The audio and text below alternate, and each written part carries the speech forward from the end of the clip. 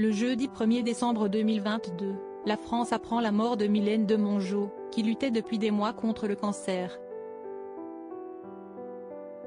La comédienne, décédée à l'âge de 87 ans, à l'hôpital Cognac-Jay à Paris, rejoint ainsi son époux, Marc Simenon, qui est décédé bien plus tôt qu'elle.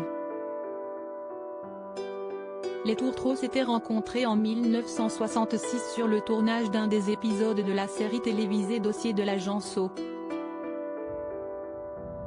Fous d'amour, ils s'étaient mariés 2 ans après le début de leur histoire.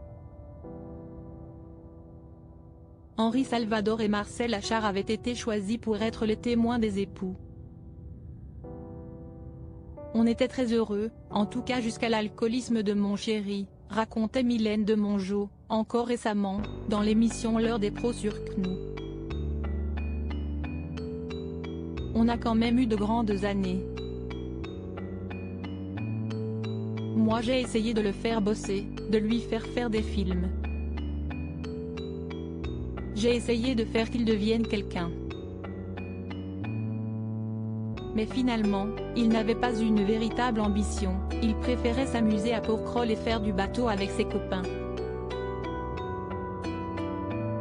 J'ai été déçu, je voulais qu'il connaisse la gloire et le succès en disant que ça lui fera du bien. Marc Simenon est mort 33 ans après leur rencontre, le 24 octobre 1999, d'un terrible accident. Ce dernier avait chuté dans un escalier et après 5 jours intensifs à l'hôpital il avait succombé à ses blessures. On est revenu en France. Je suis resté avec lui 4 jours, le temps qu'il se désintoxique. Marc Simenon avait replongé dans l'alcool, note de la rédaction, puis je devais descendre à Porquerolles. Il devait me rejoindre 2 jours après en train. Son fils me téléphone le matin pour m'informer que Marc ne répond pas.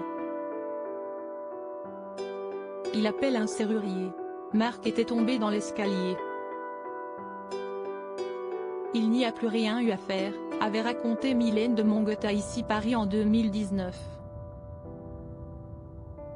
Voilà que ces deux-là se retrouvent finalement tout là-haut, des années et des années plus tard.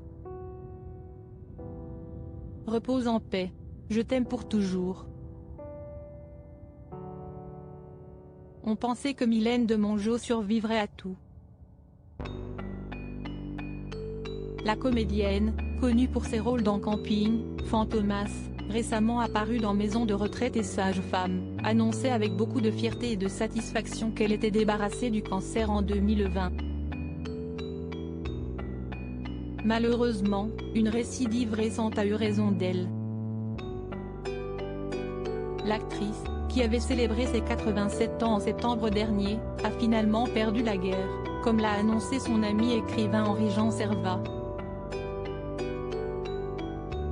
Je suis dévastée d'avoir à faire part de l'envolée au ciel ce jour de Mylène de Mongeau, artiste si chérie et si jolie, actrice magnifique, amie adorée de plus de 40 ans, et militante très active de la défense des animaux, écrit-il sur son compte Twitter.